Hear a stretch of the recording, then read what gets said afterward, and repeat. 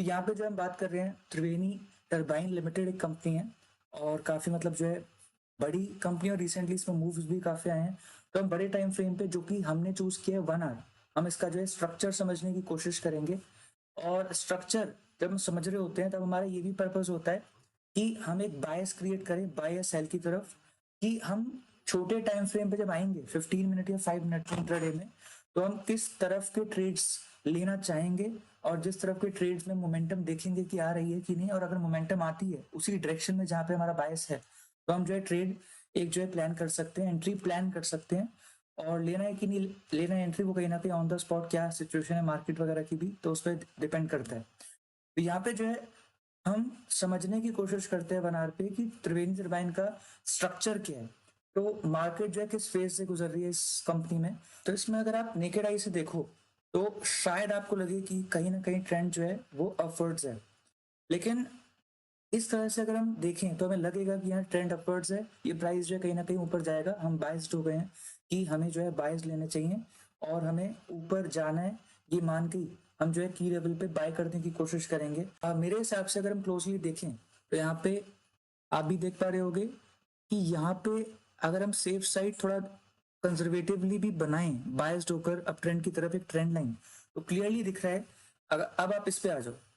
Naked eye से भले ही लग रहा था कि एक अप ट्रेंड है, लेकिन कहीं ना कहीं अब एक पोटेंशियल रिवर्सल के साइन दिखने लग गए हैं। और यहाँ पे मैं क्यों कह रहा हूँ, क्योंकि ट्रेंड लाइन अगर हम यहाँ पे देखें और क्लियरली यहाँ पे जो है ट्रेंड लाइन ब्रेक हुआ है, और ट्रेंड लाइन ब्रेक होने के बाद अगर जेन्युइनली इस अप ट्रेंड में अगर स्ट्रेंथ बची होती तो वापस से बहुत जल्दी रिकवर करके ये जो प्राइस है ये अपने एक न्यू हाई बनाने के पर्पज से ऊपर आता। लेकिन यहाँ पे तो इवन जो जर्नली पोटेंशियल रिवर्सल में होता है डबल टॉप, इवन वहां तक भी बात नहीं पहुंची, और ट्रेंड लाइन से ही बेसिकली इसने जो है वहां पे एक तरह से कंसोलिडेट करना शुरू कर दिया। और ये काफी घंटों का डेटा है, अगर आप 1 आवर की भी एक कैंडल मानो और एक दो कैंडल बीच में 15 मिनट की भी है, लेकिन उस हिसाब से भी करीब 7 से 8 घंटे का डेटा है ये मार्केट का। तब भी वापस से जो प्राइस है अगर जेन्युइनली अप ट्रेंड में होता तो इसको जरूर कोशिश करनी चाहिए थी यहाँ तक आने की, लेकिन ये इस लाइन तक भी नहीं पहुंच पाया, डबल टॉप भी ये नहीं बना पा रहे कहीं ना कहीं, यानी कि प्राइस बहुत वीक हो चुका है हमारे हिसाब से। तो यहाँ पे यानी कि हम ये नहीं बोलेंगे कि रिवर्सल आ गया है, अभी भी कहीं ना कहीं हम देखेंगे प्राइस को अर्ली चार्ट्स पे कुछ और कैंडल्स के थ्रू कि प्राइस क्या करता है। लेकिन अभी हम कहीं ना कहीं बायस हो सकते हैं, किस तरफ हम बायस्ड हो सकते हैं, बहुत ही अर्ली बायस है लेकिन हम बायस्ड हो सकते हैं पोटेंशियल रिवर्सल को एज्यूम करके सेल की तरफ। ठीक है, तो कहीं ना कहीं बड़े टाइम फ्रेम पे आप जो है यही कोशिश करते हो, पर्पस यही होता है कि आप मार्केट का स्ट्रक्चर समझो। अगर आप मार्केट का स्ट्रक्चर भी देखो तो एक अप ट्रेंड चल रहा था, यहाँ पे कंसोलिडेशन चल रही थी, कंसोलिडेशन को तोड़ के यहाँ से एक अप ट्रेंड स्टार्ट हुआ, यहाँ से इसने बेसिकली अपना एक बेस बनाया, उसके बाद हायर हाई, फिर हायर हाई, फिर हायर हाई और हायर हाई। और यहाँ पे क्लियरली अगर आप यहाँ पे भी देखो जो रिसेंटली कैंडल्स बनी थी, जहाँ पे इसका जो सबसे रिसेंट हाई है वहां पे एग्जॉशन आई थी और कहीं ना कहीं एक बहुत मेजर रेजिस्टेंस वहां पे जो है बनी थी। लेकिन उस वक्त हम ये नहीं सोच रहे थे कि पोटेंशियल रिवर्सल का साइन है, क्योंकि ट्रेंड लाइन ब्रेक नहीं हुई थी। लेकिन जब ट्रेंड लाइन ब्रेक हुई तो हमें एक और साइन मिला कि कहीं ना कहीं हाँ अब इसमें पोटेंशियल रिवर्सल आ सकता है।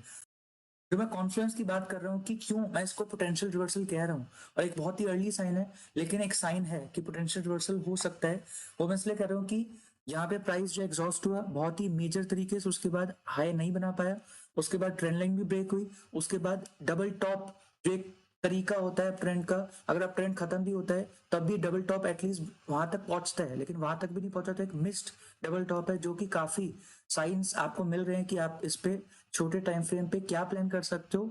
आप सेल प्लान कर सकते हो। अब लेकिन सेल प्लान करने के लिए सिर्फ इतना काफी नहीं है कि हम ये सारी चीजें जो है एनालाइज कर चुके हैं, अब हमें कुछ की लेवल्स बनाने होंगे जिसपे हमें जो है कहीं ना कहीं प्लान करना होगा कि यहाँ पे प्राइस क्या करे तो हम सेल लेंगे। तो यहाँ पे जो है कहीं ना कहीं ये पक्की बात है कि हम यहाँ पे बायस किसकी तरफ है, सेल की तरफ। अब यहाँ पे हम कुछ स्ट्रक्चर बनाते हैं, हम एक यहाँ पे एक की लेवल बनाते हैं, की जोन बनाते हैं। हम जो है रिसेंटली प्राइस जो है जिस एरिया के ऊपर नहीं जा पा रहा है वो भी हमारे लिए बहुत ही की एरिया है, क्योंकि शायद यहाँ पे डबल टॉप बने,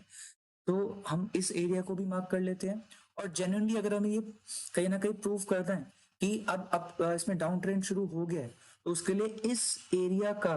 टूटना बहुत जरूरी है, और इस एरिया के टूटने के बाद रीटेस्ट पे कहीं ना कहीं कंफर्म होगा कि क्या डाउन ट्रेंड शुरू हुआ है कि नहीं। यानी कि अगर सपोज इस एरिया के नीचे आया प्राइस और रुका, यहाँ पे रीटेस्ट में भी सक्सेसफुल हुआ और फिर रुका और नीचे जाना शुरू हुआ, यहाँ पे हमें रिजेक्शंस दिखी, तो कहीं ना कहीं फिर हम कह सकते हैं कि हाँ जेन्युइनली अब एक इसमें डाउन ट्रेंड शुरू हो चुका है। तो खैर हमने यहाँ पे जो है जो हमारा तरीका है वो बहुत ही सिंपल तरीका है, विदाउट एनी इंडिकेटर। तो हमने क्या किया है, हमने त्रिवेणी टरबाइन में, क्योंकि इसमें जो वॉल्यूम अगर आप देखो तो काफी अच्छी रिलेटिव वॉल्यूम जो इसकी काफी अच्छी है, नॉर्मल वॉल्यूम से इसकी एवरेज वॉल्यूम रिसेंट जो वॉल्यूम है 4-5 दिन की काफी अच्छी है, और काफी इसमें स्पाइक्स भी आए प्राइस में। लेकिन अब हम कहीं ना कहीं से कह सकते हैं कि एक अर्ली साइंस दिख गए हमें बहुत सारे तरीकों से, बहुत सारे फैक्टर्स के थ्रू। यहाँ पे एक रिवर्सल कहीं ना कहीं होता हुआ दिख रहा है, और यहाँ पे हमने की लेवल्स मार्क कर लिया। अब हमें कुछ नहीं करना, हमें सिंपली इन की लेवल्स पे, और जो इमीडिएटली की लेवल्स हैं पास में वो क्या है, एक ये यहाँ पे अगर जो है सपोज रिजेक्शन आती है, डबल टॉप हमें लगता है कि बन रहा है और रिजेक्शन भी आ रही है, ऊपर नहीं जा पा रहा है प्राइस और बियरिश मोमेंटम आ रही है, तो हम जो है 5 मिनट पे ट्रेड प्लान कर सकते हैं। मैं आपको दिखाता हूँ। तो यहाँ पे जो है बेसिकली हम किस एरिया पे आने का वेट कर रहे हैं। अब यहाँ पे हम 5 मिनट पे आ गए जहाँ पे हम अपना ट्रेड प्लान करने की सोच सकते हैं मंडे या ट्यूसडे को। यहाँ पे जो है देखिए इस एरिया में आना बड़ा जरूरी है। जब डीपली इस एरिया में आ जाएगा, या इस एरिया में या इस एरिया में, वहां पे हमें प्राइस का एक तरह से बिहेवियर देखना है क्लोजली कि प्राइस क्या करना चाह रहा है। अगर इस एरिया में आके प्राइस रिजेक्शन दिखाता है और ऊपर जाने को क्लियरली रिजेक्ट करता है, तो हम यहाँ पे जो है ट्रेड प्लान कर सकते हैं। जैसे ही हमें लगता है मोमेंटम आ रही है, बेरिश मोमेंटम आ रही है, तो हम वहां से जो है ट्रेड प्लान कर सकते हैं, और स्ट्रक्चर को स्टॉप लॉस जो है क्रिएट करके हम एक ट्रेड इजीली प्लान कर सकते हैं। रिस्क रिवॉर्ड रेशो वही अपना जो है कहीं ना कहीं नॉर्मली 1:2 का तो रखना ही रखना चाहिए, और 1:3 भी अचीव हो सकता है अगर अच्छी मोमेंटम हो। और ये सब अचीव होने में जनरली अगर अच्छी मोमेंटम होती है तो 20-25-30 मिनट में ये सब हो जाता है। तो आई थिंक कि हमने त्रिवेणी टरबाइन को काफी एनालाइज कर लिया है। हमारा बायस है सेल की तरफ, पोटेंशियल रिवर्सल हम देख रहे हैं, और अभी भी इसको हम पोटेंशियल इसलिए बोल रहे हैं क्योंकि इस लेवल का टूटना जरूरी है। इस लेवल के टूटने के बाद इसका रीटेस्ट भी होना जरूरी है, तब जाके हम कह सकते हैं कि हाँ अब डाउन ट्रेंड इस स्टॉक में वह शुरू हो चुका है। ये लेवल बहुत ही मेजर लेवल है क्योंकि इस पे बहुत फाइट हुई है, तो ये लेवल टूटना बहुत जरूरी है। लेकिन हाँ इस लेवल पे अगर आता है प्राइस और वीक पड़ता है, तो यहाँ पे हम सेफली ट्रेड प्लान यहाँ पे भी कर सकते हैं। ठीक है, मैंने आपको की लेवल्स बताए, मेरी एनालिसिस बताई है, मेरा जो अप्रोच होता है वो बताया। और मेरे ख्याल से अगर आप ट्रेडिंग इस तरह से करते हो कि कोई बता दे बस, तो वो आपको बिल्कुल नहीं करना है। आपको थोड़ा सा अपने आप को, मुझे लगता है कि टाइम के साथ अगर आप ट्रेडिंग करना ही चाहते हो, तो हमें कैपेबल बनाना है अपने आप को इतना कि हम खुद से डिसीजन मेकिंग कर सकें, और विदाउट एनी इंडिकेटर अगर हो तो बहुत ही अच्छा है। और क्योंकि इंडिकेटर्स भी एक तरह की डिपेंडेंसी क्रिएट करते हैं और कई बार डिस्ट्रैक्ट करते हैं, या मल्टीपल वेरिएबल्स आप चेक करते हो और आपको लगता है कि कॉन्फ्लुएंस क्रिएट होगी उससे, नहीं, कॉन्फ्लुएंस क्रिएट होती है आपकी स्टडी से, अलग अलग टाइम फ्रेम पे, और किस तरह से आप चीज़ों को देख रहे हो, कितना एक्सपीरियंस है आपके पास, और कितना टाइम हो चुका है आपको प्राइस एक्शन की बैक टेस्टिंग और स्टडी करते वक्त करते हुए।